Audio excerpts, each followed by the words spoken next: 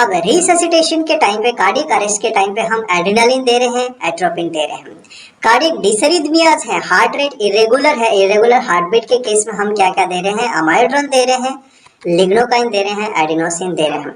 अब क्रिटिकली लो बीपी में हम नॉरएड्रेनालिन दे रहे हैं, डोपामिन दे रहे हैं, डोबुटामिन दे रहे हैं, वैसोप्रेसिन दे रहे हैं। अब हाइपरटेंशन, अनकंट्रोल्ड हाइपरटेंशन के केस में क्या दे रहे हैं, सोडियम नाइट्रोक्लोराइड। आज के इस वीडियो में हम डिस्कस करने वाले हैं वो सारी ड्रग्स के बारे में जो इमरजेंसी सिचुएशन जैसे कि cardiac arrest, severe hypertension, critically लो बीपी, एनाफिलैक्सिस जो कि एलर्जिक एंड और भी इमरजेंसी कंडीशंस में यूज की जाती है, उन सारी ड्रग्स के बारे में डिस्कस करेंगे। तो चलते हैं। मैं हूं सतीश पटेल और आप देख रहे हैं Patel nursing academy. As a disclaimer बताना जरूरी है, this video is for only for educational purpose. हमारी सबसे पहली ड्रग आती है एट्रोपिन सल्फेट, जो कि मार्केट में अवेलेबल एक एम्पुल 1 ml का होता है और इसमें डोज होता है 0.6 mg। इमरजेंसी में ये आईवी बोलस दिया जाता है और क्या क्या इंडिकेशन है, कब कब दिया जाता है, ये देखते हैं। सबसे पहला इंडिकेशन है ब्रेडिकार्डिया, जब हार्ट रेट बहुत ही कम हो जाती है या फिर कार्डियक अरेस्ट है, उस केस में दिया जाता है। कितना दिया जाता है, तो एक एम्पुल 0.6 mg और रिपीट किया जाता है एवरी 3 to 5 मिनट और मैक्सिमम 3 mg डोज दिया जा सकता है। एक और बात ध्यान रखनी है कि जो भी इमरजेंसी कंडीशंस में मेडिकेशन दी जाती है वो हॉस्पिटल टू हॉस्पिटल कुछ परसेंट, 1-2% डिफरेंट हो सकती है, और दूसरा जो हाईएस्ट ऑर्डर है वो इमरजेंसी का जो डॉक्टर इंचार्ज है उस पर डिपेंड करेगा। तो 1-2% वेरिएशन हो सकता है डोज या फिर ड्रग ऑफ चॉइस में। एट्रोपिन सल्फेट का दूसरा यूज है ओपी पॉइजनिंग। ओपी पॉइजनिंग में क्या होता है, 2 प्रॉब्लम होती है। पहली तो ब्रेडिकार्डिया होता है और दूसरा बहुत ज्यादा सिक्रेशंस होता है रेस्पिरेटरी ट्रैक्ट में। तो यहाँ पे दोनों को रिवर्ट करने के लिए एट्रोपिन सल्फेट को यूज किया जाता है। इसके अलावा एट्रोपिन सल्फेट के यूज है अनेस्थीसिया में, बॉडी सिक्रेशंस को घटाने के लिए, सलाइवा एंड ब्रोंकियल सिक्रेशंस को रिड्यूस करने के लिए, ऑफ्थल्मोलॉजी में। अब यहाँ पे ये इमरजेंसी बात तो नहीं है, बट प्यूपिल को डायलेट करने के लिए मेडिएटिक्स के रूप में यूज किया जाता है। टॉक्सिसिटी ऑफ सम ड्रग्स जैसे कि बेटा blocker and calcium channel blocker और डिगॉक्सिन, इनके ओवरडोज हो गया, टॉक्सिसिटी हो गई है, तो इसको रिवर्ट करने के लिए, क्योंकि ये मेडिकेशन सारे हार्ट रेट को घटाती है, तो एट्रोपिन सल्फेट वापस रिवर्ट करेगा। और नेक्स्ट है ECT, electroconvulsive therapy. Post ECT ये दिया जाता है जहां पे रिस्क है ब्रेडिकार्डिया, कार्डियक शॉक के बाद ब्रेडिकार्डिया का रिस्क होने पर ये देते हैं। नेक्स्ट है एड्रेनालिन। अब एड्रेनालिन पे बहुत सारे इंपॉर्टेंट क्वेश्चन बनते हैं। नॉर्मली ये हमारी ह्यूमन बॉडी का एड्रेनल मेडुला से भी सीक्रेट होता है, बट इमरजेंसी कंडीशन की बात करें तो ये मार्केट में अवेलेबल होता है 1 ml के एम्पुल में जनरली, और इसमें 1 mg डोज होता है। क्वेश्चन यहाँ पे बनता है कि यहाँ इसका रेशो क्या होता है, तो रेशो जो अवेलेबल है इंजेक्शन में 1:1000 होता है अधिकतर केस में, बट जो एडमिनिस्टर करते हैं हम उसको डाइल्यूट कर लेते हैं हम नॉर्मल सलाइन में, 10 ml का सॉल्यूशन बना देते हैं, तो इसमें एक और 0 ऐड कर देंगे तो जो एडमिनिस्ट्रेशन का सिस्टम है 1:10,000 हो गया। ठीक है। अब कौन कौन से रूट में देते हैं, अलग अलग केस में आईवी दिया जाता है, सबक्यूटेनियस भी दिया जाता है, IM इनहेलेशन एवं लोकल, काफी अलग अलग केस में दिया जाता है। तो डिटेल में देखते हैं क्या क्या चीजें हैं। एड्रेनालिन को सबसे इंपॉर्टेंट कार्डियक अरेस्ट में दिया जाता है और ये आईवी डायरेक्ट बोलस देते हैं। कार्डियक अरेस्ट में with CPR repeated every 3 minute, और कितने डोज दिया जाता है, 2 केस में। पहला तो पेशेंट रिवाइव हो जाए या फिर डेथ डिक्लेयर ना हो जाए, तब तक रिपीट किया जाता है। इसके अलावा सीवियर एनाफिलैक्सिस केस में एड्रेनालिन को यूज किया जाता है। अगला इंडिकेशन है asthma attack, severe asthma attack, जो कि ब्रोंकोडायलेटर से ठीक नहीं किया जा सकता, किया गया है, उस केस में हम एड्रेनालिन यूज करते हैं। और क्या यूज है, control the superficial bleeding, to control the superficial bleeding adrenaline use करते हैं। नेक्स्ट ड्रग है हमारी अमाइड्रोन, जिसको कोडारोन के नाम से भी जाना जाता है। ये एक एंटी अरिथमिक ड्रग है जो कि इरेगुलर हार्ट बीट को ठीक करती है और मार्केट में अवेलेबल होता है 3 ml का एम्पुल, जो कि स्लो आईवी इन्फ्यूजन दिया जाता है। इंडिकेशन क्या क्या है, वेंट्रिकुलर टैकीकार्डिया, वेंट्रिकुलर फिब्रिलेशन और साइनस टैकीकार्डिया के केस में दिया जाता है। अमाइड्रोन के साइड इफेक्ट भी होते हैं। जब हम इरेगुलर हार्ट बीट या फास्टर हार्ट बीट को रोकते हैं तो उस केस में हाइपोटेंशन हो जाता है। कभी कभार ब्रेडिकार्डिया एंड ब्लड वीजन जैसे साइड इफेक्ट देखने को मिलते हैं। इसके अलावा एंटी अरिथमिक मेडिकेशन आती है इंजेक्शन लिडोकाइन। ध्यान रखना है यहाँ पे इंजेक्शन लिडोकाइन जो कि जैलोकाइन के नाम से भी जाना जाता है, और जो यदि हम फॉलिस कैथेटराइजेशन के टाइम पे यूज कर रहे हैं तो वो एक जोली फॉर्म में होता है। इमरजेंसी की बात कर रहे हैं हम, इसलिए हम वेंट्रिकुलर डिसअरिथमियाज में यूज करते हैं। और उस केस में जहां पे अमाइड्रोन कॉन्ट्राइंडिकेटेड है, कार्डियक इरेगुलरिटीज में जहां पे अमाइड्रोन कॉन्ट्राइंडिकेटेड है, इस केस में लेग्नोकाइन देते हैं।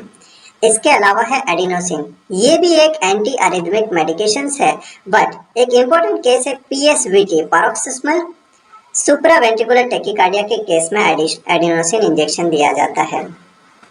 तो यहाँ पे हमने 3 एंटी अरिथमिक मेडिकेशन के बारे में पढ़ा। पहला था अमाइड्रोन, दूसरा है इंजेक्शन लिडोकाइन एंड तीसरा है एडिनोसिन।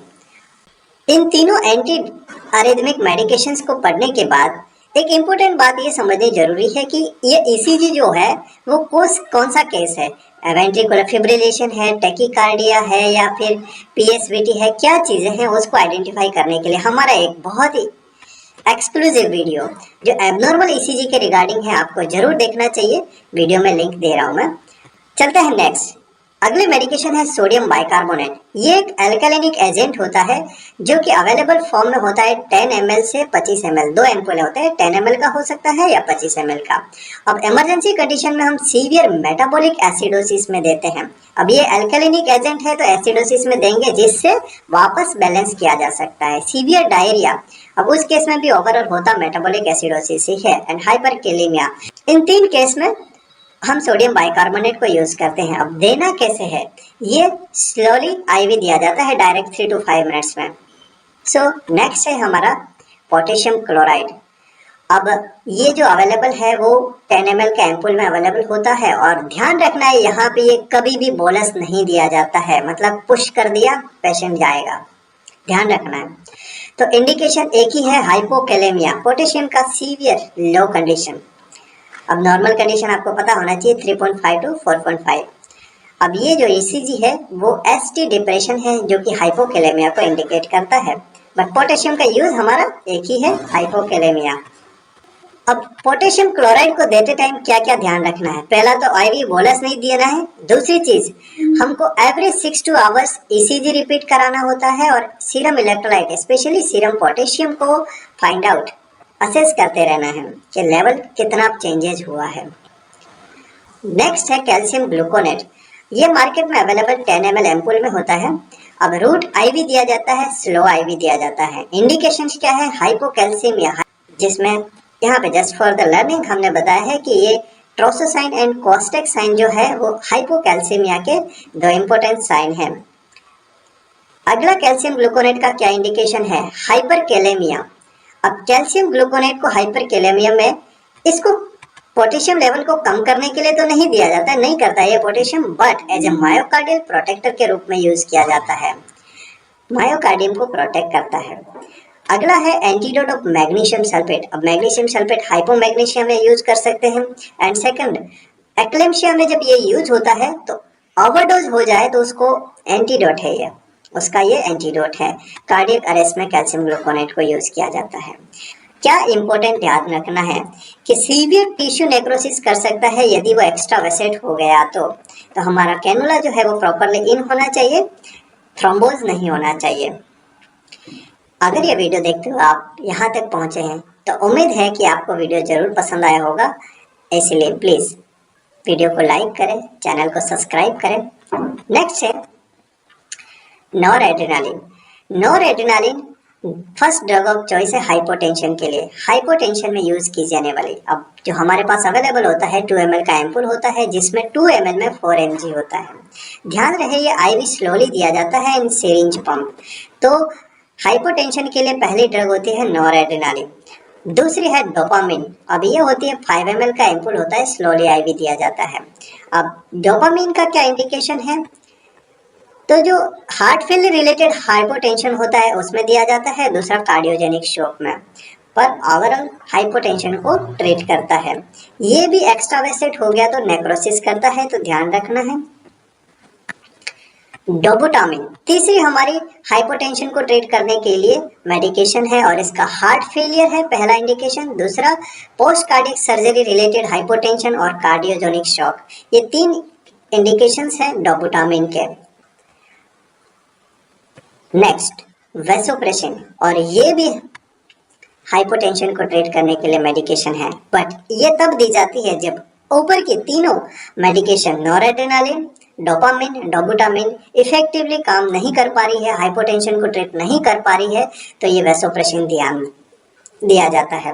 वैसोप्रेसिन एक पोस्टीरियर पिट्यूटरी के द्वारा नॉर्मली हमारे बॉडी में सीक्रेट होता है, जिसको हम एडीएच एंटी डायरेटिक हार्मोन के नाम से भी जानते हैं। नेक्स्ट सोडियम नाइट्रोप्रोसाइड, और इसका इंडिकेशन है एक्यूट हाइपरटेंशन। सीवियर हाइपरटेंशन में सोडियम नाइट्रोप्रोसाइड दी जाता है, और कैसे दिया जाता है? Slow IV with infusion, syringe pump में देते हैं सोडियम नाइट्रोप्रोसाइड। नेक्स्ट ड्रग है हमारे डिगोक्सिन, जो कि इंडिकेशन है जिसका हार्ट फेलियर एंड कार्डियक डिसअरिथमियाज। ये मेडिकेशन इंजेक्शन एवं टैबलेट दोनों में अवेलेबल होता है। तो जब टैबलेट होती है पेशेंट रूटीनली अपने घर पे खाते हैं, तो इम्पोर्टेंट कि काफ़ी बार डॉक्टर प्रेस्क्राइब करते हैं इसको 5 to 6 days in a week, 1 या 2 दिन नहीं दी जाती। इसका कारण है कि इसका जो टी हाफ लाइफ है, बॉडी से बाहर निकलने का जो टाइम ड्यूरेशन है वो बहुत धीरा है, तो इतना इनफ इकट्ठा हो जाता है 5वें-6ठे दिन की वो 7वें दिन इनफ बॉडी में काम करेगा। और इसका एक इम्पोर्टेंट साइड इफेक्ट है ब्रेडिकार्डिया। तो जब भी कभी हम हार्ट रेट चेक करते हैं तो एक पूरा मिनट चेक करना है और मैन्युअली चेक करना है, क्योंकि मशीन एग्जैक्टली 1 मिनट का इंडिकेशन नहीं कर सकती। नेक्स्ट मेडिकेशन है नाइट्रोग्लिसरीन, जिसको एंटीजी के नाम से भी जानते हैं, और इसका प्योरली इंडिकेशन है एंजाइना, सीवियर चेस्ट पेन। अब ये कैसे काम करती है?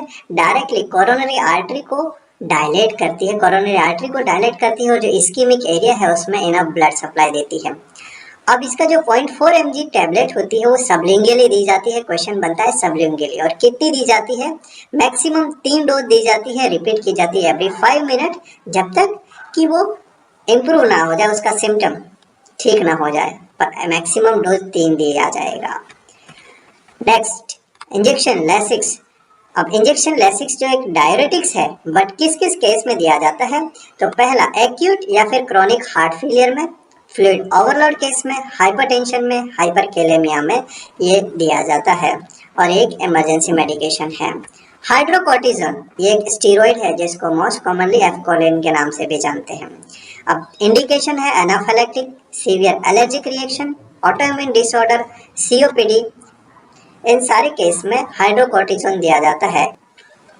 इंजेक्शन मिडाजोलम, जो कि एपिलेप्सी को स्टेटस एपिलेप्टिकस केस में, एपिलेप्सी या सीजर केस में दिया जाता है। एडल्ट में ये 2 to 3 ml आईवी बोलस दिया जाता है। कुछ हॉस्पिटल्स में इंजेक्शन डायजेपाम भी देते हैं एपिलेप्सी के केस में, सीजर कन्वर्जन के केस में। अब हम डिस्कस करेंगे कुछ ऐसे मेडिकेशंस जो इमरजेंसी में अवेलेबल होनी चाहिए हमारे पास, बट उनके बारे में बहुत कम ही डिटेल में बताऊंगा। पहली है एस्पिरिन, जिसका डोज 160 to 325 दिया जाता है, और ये सस्पेक्टेड एमआई केस में देते हैं। ये मेडिकेशन है साल्बुटामोल, एल्बुटेरॉल, अमाइनोफिलिन एंड डेरिफिलिन। ये ब्रोंकोडायलेटर्स हैं, सीवियर आस्थमेटिक अटैक में देते हैं। अगली है हमारे डेक्सट्रोज 25, जो कि हाइपोग्लाइसेमिया में देते हैं, जो 100 ml इंजेक्शन 100 ml की बोतल में अवेलेबल होता है। एविल, जो कि एंटीहिस्टामिन है, एलर्जिक कंडीशन में देते हैं। Heparin to prevent the blood clots, और ये भी स्लोली आईवी इन्फ्यूजन दिया जाता है। नेक्स्ट है labetalol to treat the hypertension. Magnesium sulphate दिया जाता है हाइपोमैग्नीशियमिया और एक्लेम्शिया के लिए। मैनिटोल है to reduce the cerebral oedema. Paracetamol antipyretic है। डाइक्लोफिनेक एनाल्जेसिक्स है। फेनर्गेन ये एक सेडेटिव के रूप में यूज करते हैं, और nausea vomiting, uncontrolled nausea vomiting के केस में भी दिया जाता है। ऑक्सीजन इमरजेंसी मेडिकेशन तो नहीं है, बट हमारे पास होना जरूरी है एक इमरजेंसी को ट्रीट करने के लिए। तो ये हो गई हमारी बहुत सारी इमरजेंसी मेडिकेशंस। फाइनली हम आ गए हैं कंक्लूजन पॉइंट पे। अब रिससिटेशन के टाइम पे, कार्डियक अरेस्ट के टाइम पे हम एड्रेनालिन दे रहे हैं, एट्रोपिन दे रहे हैं। कार्डियक डिसरिथमियाज है, हार्ट रेट इरेगुलर है, इरेगुलर हार्टबीट के केस में हम क्या क्या दे रहे हैं, अमाइड्रोन दे रहे हैं, लिग्नोकाइन दे रहे हैं, एडिनोसिन दे रहे हैं। अब क्रिटिकली लो बीपी में हम नॉरएड्रेनालिन दे रहे हैं, डोपामिन दे रहे हैं, डोबुटामिन दे रहे हैं, वैसोप्रेसिन दे रहे हैं। अब हाइपरटेंशन, अनकंट्रोल्ड हाइपरटेंशन के केस में क्या दे रहे हैं, सोडियम नाइट्रोक्लोराइड। इसी के साथ हमारा